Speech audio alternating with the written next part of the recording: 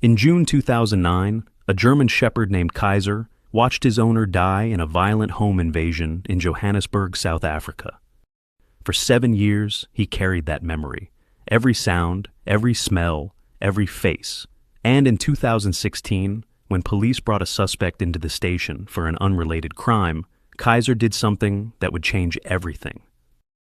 He identified the killer. What happened next shocked the entire justice system and proved that dogs never, ever forget. Here's what most people don't understand about dogs. Their memory isn't just good, it's frighteningly precise. Research from Emory University using MRI scans has shown that dogs have episodic memory, the same type humans use to recall specific events. They don't just remember that something happened. They remember how it happened, where it happened, and crucially, who was there. A 2016 study published in Current Biology found that dogs can recall complex sequences of events up to 24 hours later with startling accuracy. But that's in controlled settings. In real-world cases, the evidence is even more compelling. In 2011, a Labrador named Xander in Washington state led police directly to his owner's body 2 years after witnessing the murder, navigating through miles of forest to the exact burial site. In 2014, a border collie named Toby in Scotland identified his owner's attacker in a police lineup 3 years after the assault, displaying aggressive behavior toward only one individual in a group of 6. But here's the part that makes this so profound. Dogs don't just remember events mechanically, like a security camera. They experience them emotionally. The same brain regions that process fear, trauma, and attachment in humans light up in dogs. When a dog witnesses violence against someone they love, their brain doesn't just record it, it feels it. That memory gets burned in with the same intensity as your worst day. And unlike humans, who can rationalize or suppress trauma, dogs carry it purely, completely, waiting. This is the story of Kaiser, and his memory would become a murder weapon. If you want to see more stories about animal intelligence and justice, subscribe. We post new stories about incredible animals 3 times a week. Now, let's talk about what happened to Kaiser. Before June 2009, Kaiser had what most dogs dream of. His owner, 52-year-old Johan Venter, was a retired school teacher who'd adopted Kaiser from a shelter when he was just 8 weeks old. They were inseparable. Morning runs through the neighborhood, evenings on the porch. Johan talked to Kaiser like he was human, and maybe, in the ways that mattered, he was. But Johannesburg in 2009 was experiencing a brutal wave of home invasions. Organized gangs were targeting middle-class neighborhoods, and Johan Street had been hit twice that year already. On June 14th, at approximately 9:30 p.m., 3 men cut through the security fence in Johan's backyard. Johan was in his living room. Kaiser was lying at his feet, where he always was. When the men broke through the back door, Johan stood up. He didn't even have time to reach for his phone. Pause. According to the forensic report, Johan was struck first with a blunt object, then stabbed multiple times when he tried to fight back. The attack lasted less than 3 minutes. Kaiser was 2 years old, and he saw everything. The men tried to grab him, likely to prevent him from barking or to lock him away. One of them, according to later testimony, kicked him so hard it fractured 2 ribs. But Kaiser fought. He bit one of the attackers deeply enough to draw blood, leaving a scar that would matter 7 years later. They finally locked him in the bathroom, where he stayed for 6 hours, listening, smelling his owner's blood seeping under the door, until neighbors heard him howling the next morning. The killers took Johan's television, laptop, and wallet. They left behind fingerprints, a trail of blood, and a traumatized dog who would spend the next 7 years in the care of Johan's sister, Anna, never quite trusting men again, never quite sleeping through the night. The police investigated. They found DNA. They had profiles, but no matches in the system. The case went cold within 6 months, filed away with thousands of other unsolved home invasions. Kaiser lived with his grief in silence, the way animals do, with no words for what they've lost, only the crushing weight of memory. His intelligence, that beautiful capacity for loyalty and remembering every detail of his beloved human, had become his prison. Pause. But Kaiser never forgot. Not the faces, not the smell, not the man who killed Johan. 7 years is a lifetime for a dog. Kaiser was now 9 years old, graying around the muzzle, living quietly with Anna in a different neighborhood. She'd tried everything to help him heal: veterinary behaviorists, medication for anxiety, endless patience. He was better. He could walk past men without flinching. He could sleep most nights without whimpering. But Anna noticed something. Kaiser never forgot faces. If someone visited once, even years ago, Kaiser would recognize them instantly, tail wagging for friends, body stiffening for anyone he distrusted. In March 2016, something routine happened at the Bryanston police station, 15 kilometers from where Johan died. A 34-year-old man named David Molloy was brought in for questioning about a string of burglaries in a neighboring suburb. Minor stuff: breaking and entering, theft. He'd been arrested before. This should have been processed and forgotten within 48 hours. But the station had recently started a program. They'd partnered with a local animal rescue organization to bring in trained dogs for community outreach, visiting schools, doing demonstrations. That week, the dog scheduled was sick.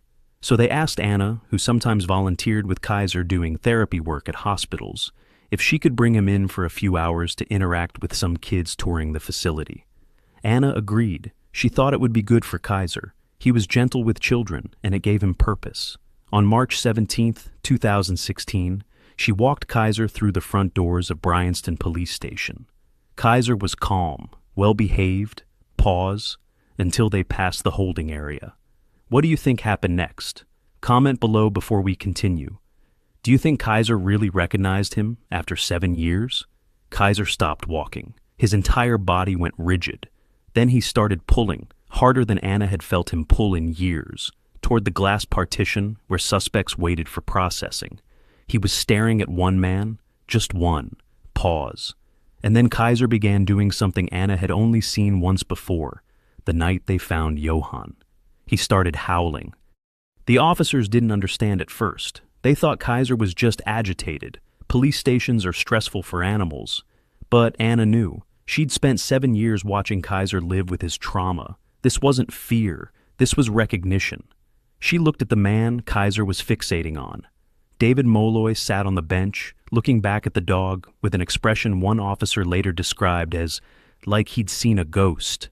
Anna's voice was shaking when she told the officer, "This is Johan's dog. That man, Kaiser knows him." The officers were skeptical. 7 years from a burglary suspect. But Anna was insistent enough that they called over Detective Sarah Kumalo, who'd worked Johan's case back in 2009 and was still at the station. Sarah remembered Kaiser. She remembered the cold case, and she remembered they'd never found the third suspect. They had DNA from 2 attackers, but the third had been more careful. She made a decision. Let's test this. They brought Molloy into a lineup situation, not officially, not yet, but enough to observe. They had Kaiser in a separate room and brought in 5 men, one at a time, through a one-way glass. 5 men of similar age and build. For 4 of them, Kaiser barely looked up. Pause. When Molloy walked into view, Kaiser went berserk, barking, lunging, inconsolable. Still not enough for court, but it was enough for Detective Kumalo to pull Molloy's full record. And there it was. In 2009, Molloy had been treated at a Johannesburg emergency room for a severe dog bite on his left forearm. The date? June 15th, the day after Johan's murder. The scar was still visible. They had him. They ran his DNA against the unmatched profile from Johan's house. Pause. Perfect match. Molloy was the third man. When confronted with the evidence, Molloy first denied everything, said he'd been bitten by a stray dog, that he wasn't even in that neighborhood in 2009. But when investigators mentioned Kaiser's reaction, something cracked.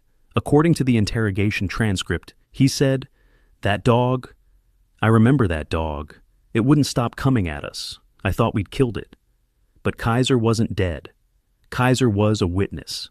And in an unprecedented move, South African prosecutors included Kaiser's identification as part of their circumstantial evidence chain. They couldn't put Kaiser on the stand, obviously, but they could present his behavior, the medical records, the DNA, and the testimony of multiple officers who witnessed his reaction. The defense tried to dismiss it as coincidence, as stress response. But when the prosecution brought up the research on canine episodic memory, when they showed the MRI studies, when expert witnesses testified about dogs recognizing attackers years later, the jury deliberated for 4 hours. David Molloy was convicted of murder, aggravated assault, and burglary. He received 25 years without parole. At sentencing, the judge made a statement that was quoted around the world. This case reminds us that justice has many voices, and sometimes the most credible witness in the room has 4 legs.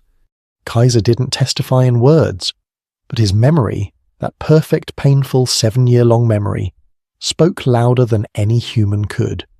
He gave voice to every animal who couldn't testify, who carried the weight of what they'd witnessed in silence. He proved that when we say dogs are loyal, we're not just talking about love, we're talking about justice. Kaiser is 12 years old now. He still lives with Anna in Johannesburg. After the trial, she says he changed, not dramatically, but noticeably. He sleeps through most nights now. He's gentler with strangers. It's like he'd been carrying something heavy all those years, and finally, he could set it down. The case went viral internationally. Articles in The Guardian, BBC, CNN, all asking the same question. Should animal testimony count in court? South Africa's legal system began reviewing protocols for cases involving animal witnesses. As of 2024, 3 other cases in South Africa have used similar evidence, dogs identifying suspects in assaults and murders, with mixed results in court, but growing acceptance from the scientific community. The case also triggered policy changes. Johannesburg's police department now has a formal protocol for documenting animal behavior at crime scenes. If a dog or other animal is present during a violent crime and survives, they're noted as potential sources of identification evidence. Behavioral responses are recorded. It's not perfect, it's not even universally accepted, but it's a start. More broadly, the case brought attention to unsolved home invasions in South Africa. The publicity around Kaiser's case led to renewed tips on 14 other cold cases. 3 more suspects were arrested based on new leads that came in after the media coverage. Johan's case had become a catalyst for justice beyond just his own.